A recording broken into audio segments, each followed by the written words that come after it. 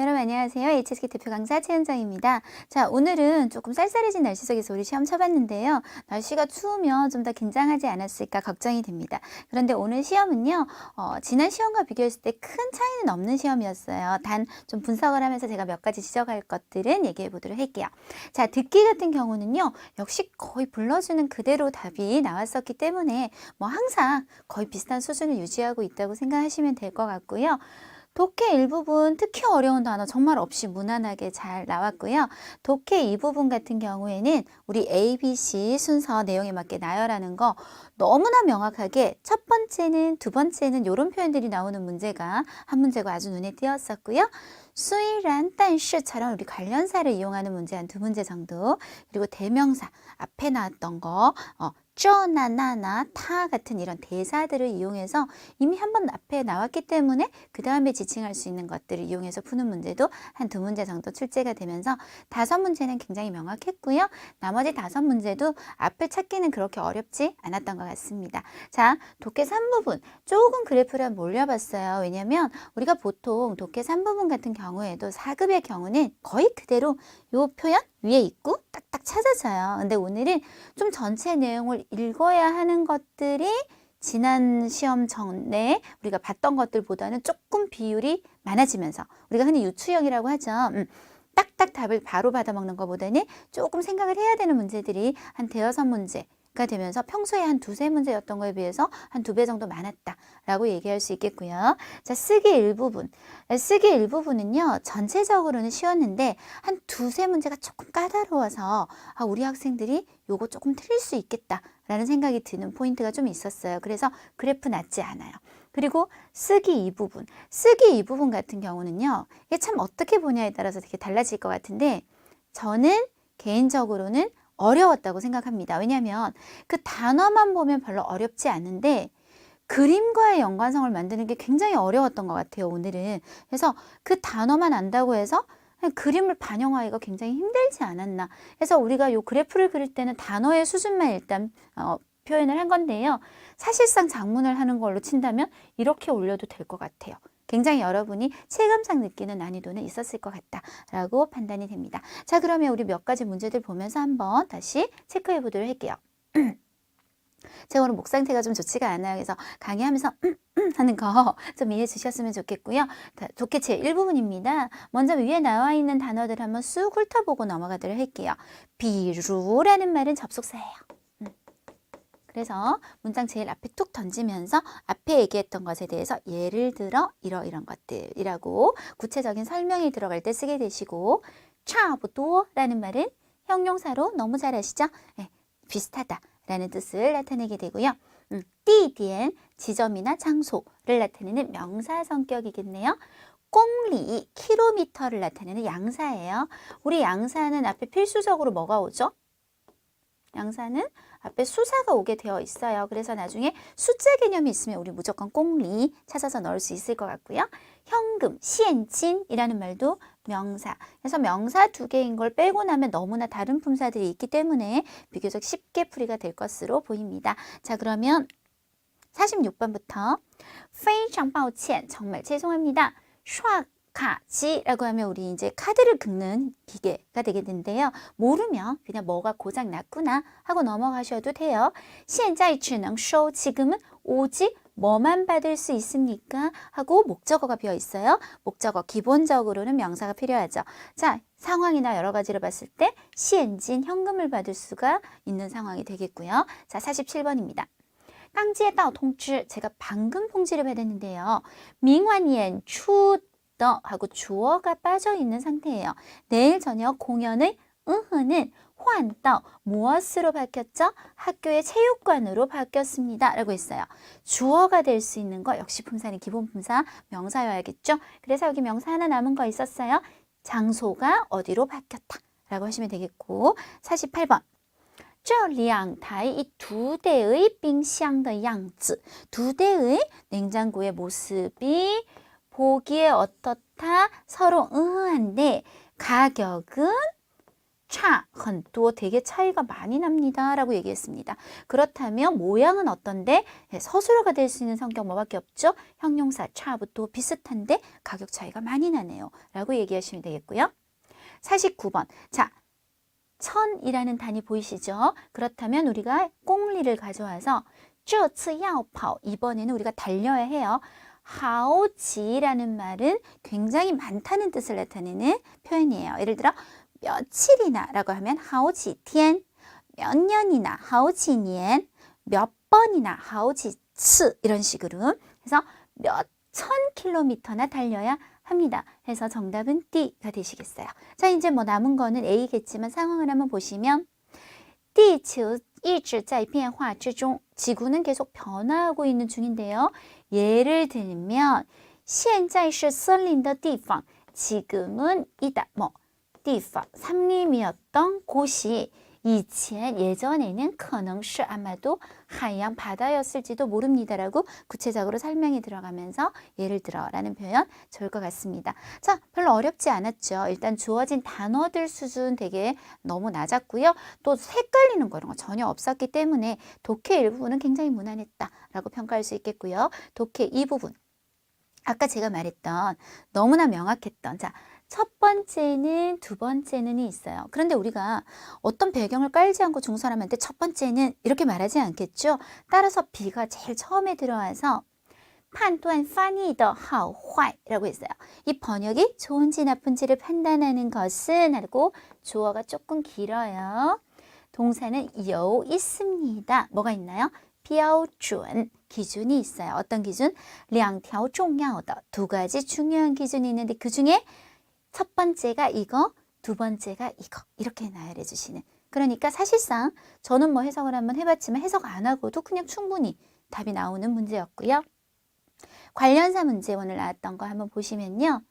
자, A에 보면은 뭐가 있냐면 지우라는 연결고리가 있고 B에 보면 只要뭐뭐 하기만 하면이라는 표현이 있네요. 그래서 只要 지우는 연결성을 가지면서 뭐뭐 하기만 하면 뭐뭐 하다. 그러면 이제 A를 어디에 놓을지가 중요할 텐데 C를 어디에 놓을지가 중요할 텐데 C 같은 경우는 每次 매번 뭐 할 때마다 遇到烦恼的时候 뭔가 걱정되고 이런 일을 만날 때마다라는 말을 앞에 빼야 얘가 뒤에 올 수는 없는 입장이니까요. 문장이 끝나는 문장은 아니니까요. 먼저 빼고 또 会去海边走一走 해변에 가서 좀 걸어 다니고 뭐 하기만 하면 只要一看到大海 네, 바다를 보기만 하면 他的心情很快就 마음이 어떻게 된다? 好起来 좋아집니다. 그래서 이런 문제들은 아까 우리가 앞에서 풀었던 61번도 그렇고요. 65번도 그렇고 아주 자세한 해석 없이도 순서를 나열하는데 별로 그렇게 큰 어려움이 있는 문제는 아니었습니다. 자, 그 다음에 73번. 오늘은 제가 독해 3부분 유추가 좀 많았다고 했어요. 즉, 탁 찾아지지 않고 조금 글을 봐야 되는 특히 이 문제. 这段话, 이 글은 아마도 对谁说的? 누구에게 하는 말일까요? 라는 느낌을 알기 위해서는 조금 한번 내용을 볼 필요가 있는데요. 在教育学生的过程中 이라는 말이 있어요.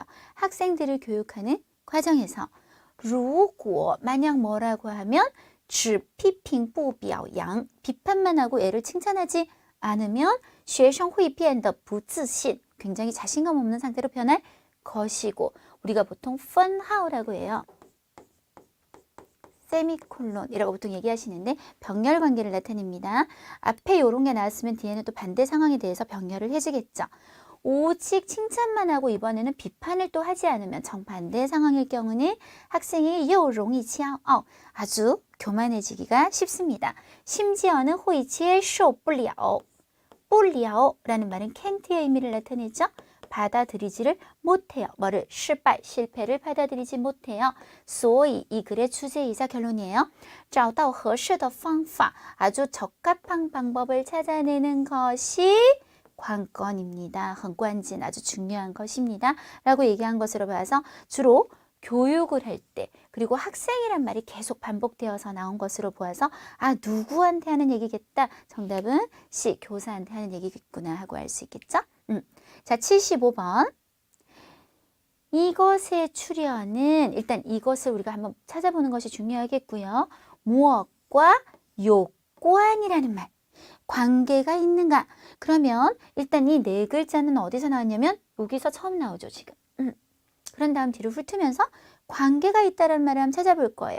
쭉쭉쭉 하시면 여기서 요관이란 말을 찾을 수 있죠. 자, 그럼 이 문장의 시작으로 다시 돌아가셔서 이것은 건 무엇과 很久以前 아주 오래전에 人们骑马 사람들이 말을 타거나 或者 혹은 坐马车出行的 마차를 타고 나갔던 외출을 했던 습관과 요관입니다. 그래서 요 괄호에 있는 표현이 요 什么의 역할을 하고 있는 거죠. 정답은 뭐? 마처하고 관련이 있다 해서 마처 수두라고 하시면 돼요. 자, 그 다음 두 문제짜리 한번 해볼게요. 자, 큰 따옴표가 되어 있다는 말은 우리한테 어떤 약속을 해주는 거냐면 이 글에 이 표현 반드시 있어요 라는 뜻이에요. 这样的人은 어떤 특징을 가지고 있을까요? A, B, C, D를 한번 보고 올라가면 不懂幽默, 유머를 몰라요. 容易激动, 굉장히 흥분을 잘해요.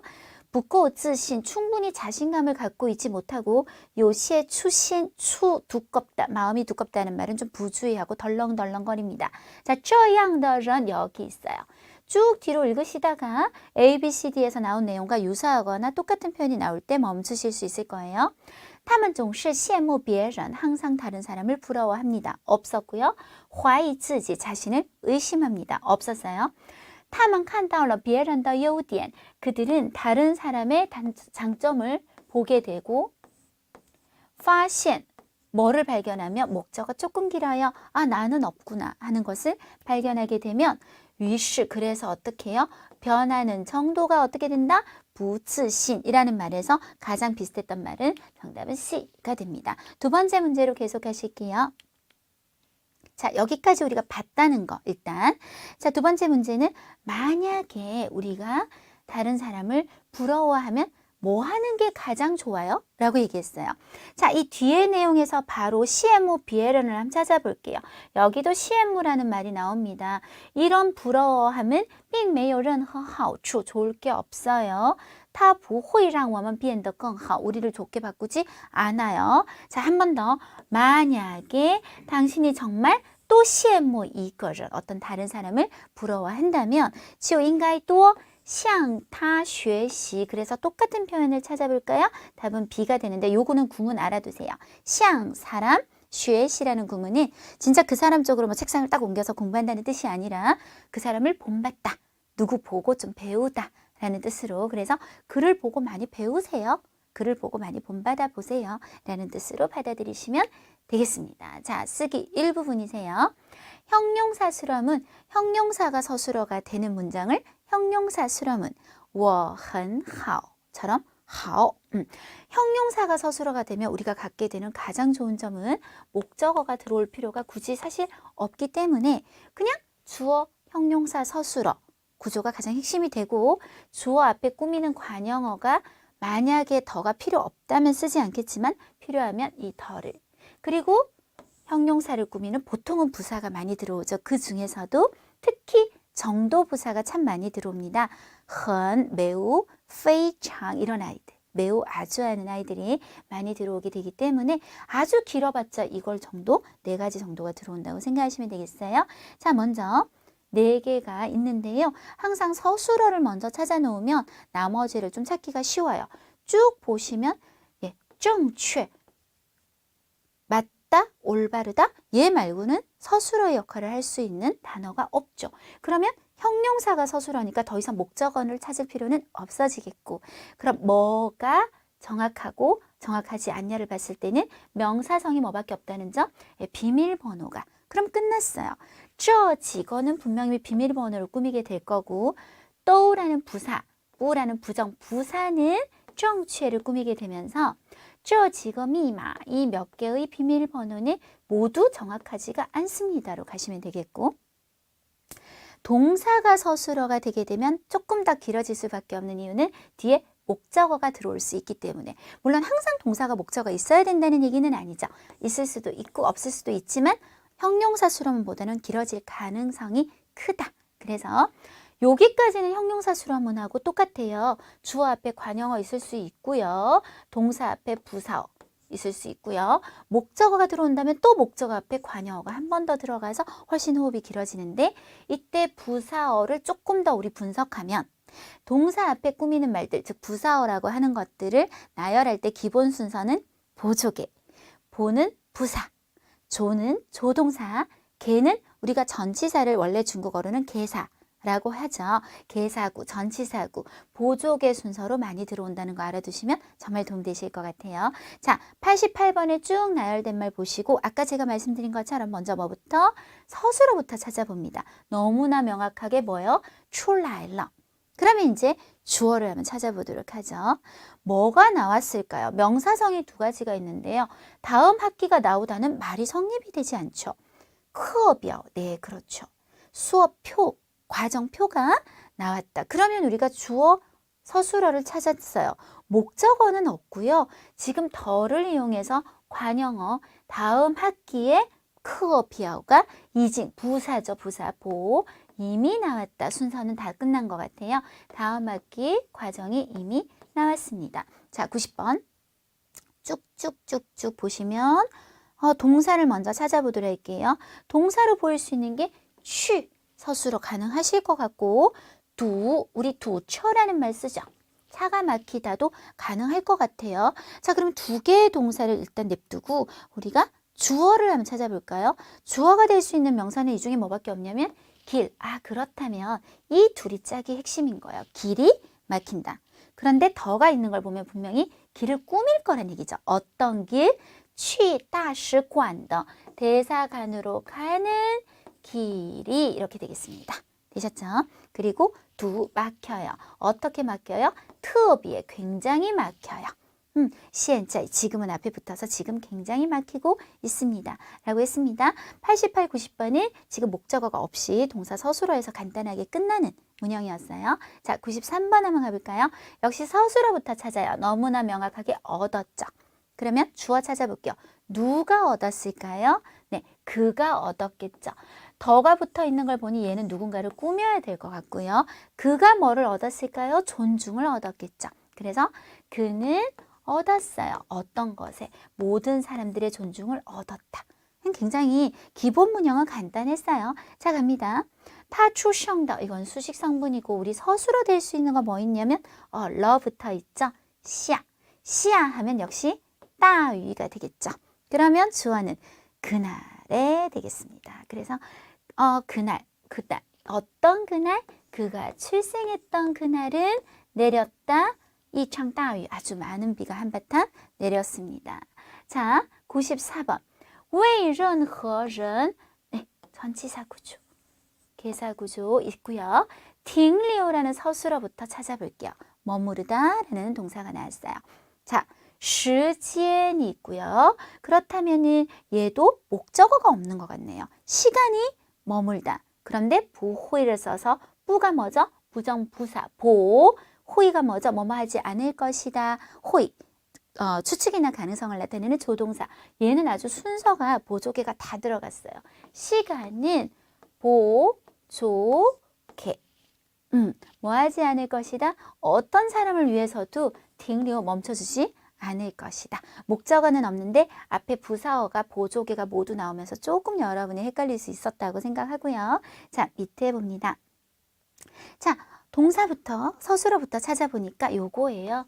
냈어요. 목적어를 달고 있네요. 报名费 접수비를 냈어요. 그럼 누가요? 당연히 워가 되겠죠? 그럼 짜이는 전치사 구조 어디에서? 왕샹에서 끝났네요. 나는 인터넷상에서 접수비를 이미 냈어요. 이렇게요. 자, 계속 동사수라면 정말 기본 문형이 많이 나왔죠? 먼저 쭉 보시고 동사가 될 수 있는 거 찾아보니까 띠아오차는 물론 동사가 될 수 있지만 여기서는 거를 붙여서 이 조사, 명사성으로 쓰이고 있기 때문에 아닌 것 같고 그렇다면 요거밖에 안 돼요. 목적어 달고 있죠? 너무 좋아요. 의심을 나타내요. 그럼 누가, 주체, 사람이 될 수 있는 거예요? 따지아밖에 없어요. SVO 끝났어요. 또 이 전치사 구조 앞만 잘 정리해 주시면 될 것 같아요. 모두들 뭐에 대해서? 这个调查结果, 이 조사 결과에 대해 뭐를 나타내요? 의심을 나타내고 있어요. 자, 시자문. 시자문이 아주 쉬우려면 목적어 자리에 명사성이 들어와서 말하자면 A equal B 구조로 쓰면 됩니다. 这是桌子. 이것은 책상이에요. 그런데 만약에 B 자리에 형용사나 동사가 들어오면 우리가 덜을 붙여서 명사화시키면 됩니다. 예를 들어 这是新的 형용사죠. 이것은 새 것이라든지 这是买的 동사가 들어올 때도 산 것이라든지. 자, 그런 문형 하나 있었어요. 한번 보실게요. 먼저 동사는 확실히 쉽니다. 그런데 주어가 앞에 붙어 있죠. 좋아요. 이 글은 입니다. 자, 그런데 어떤 것입니까? 儿童教育, 아동교육, 介绍. 그렇다면 이 두 개의 관계는 당연히 소개하다가 먼저 들어오고 아동교육을, 즉 B 자리에 소개하다는 동사가 들어왔기 때문에 맨 끝에 뭐를 붙여서? 덜을 붙여서 명사화 시키실 거예요. 그럼 다시 이 글은 입니다. 자, 어떤 것인가요?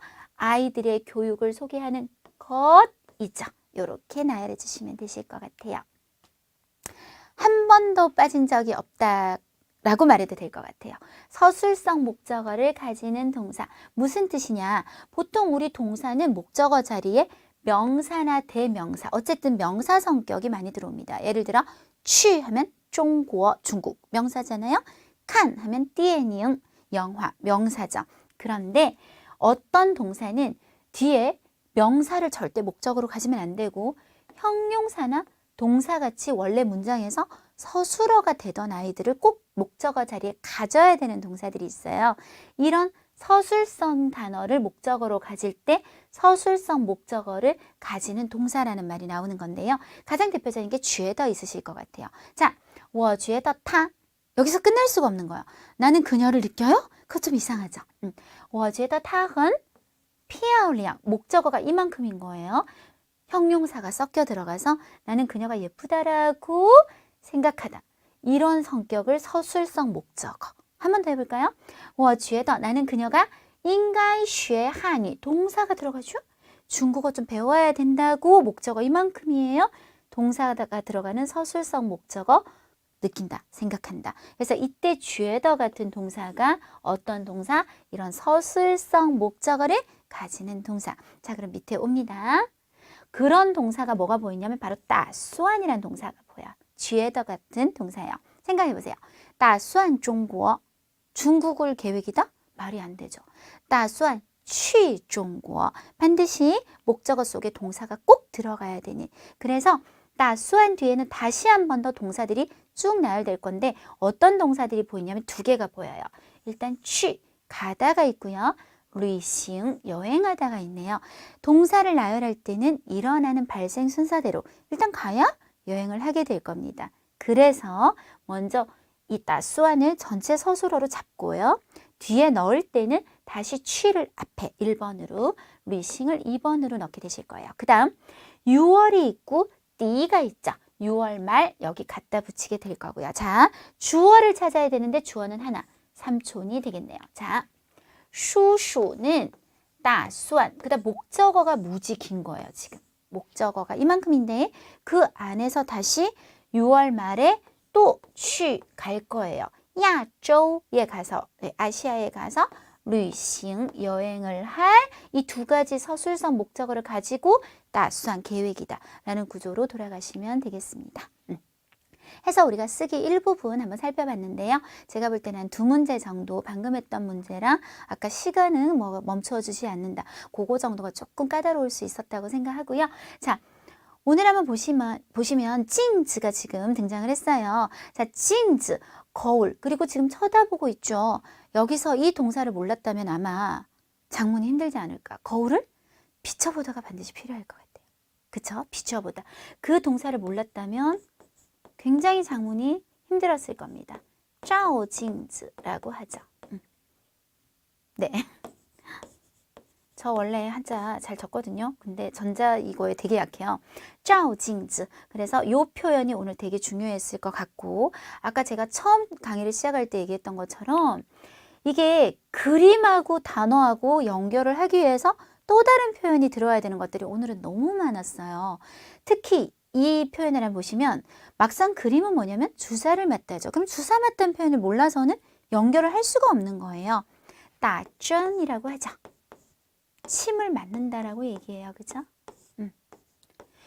늘 쓰고放松은 뭐냐면 우리가 긴장을 좀 늦춘다는 얘기거든요. 그래서 예를 들어 뭐 이런 식으로 打针时 뭐 예를 들어 주사를 맞을 때는 应该放松 좀 긴장을 풀어야 됩니다. 이런 식으로 연결을 해야 되는 문제가 오늘 좀 많았다. 예를 들어 주어진 단어는 추측하던데 막상 그 사실은 그림을 그리고 있어. 그러면 你猜猜 너 추측해봐. 我画的是谁? 내가 누구 그림을 그리게? 결국은 그림 그리다와 이 단어를 연결을 한번 더 해야 되기 때문에 이 그림에 있는 표현 한번 더 가고 그리고 이 표현도 써야 되는 문제가 많아서 제가 느끼는 오늘 쓰기 이 부분은 굉장히 어려웠다.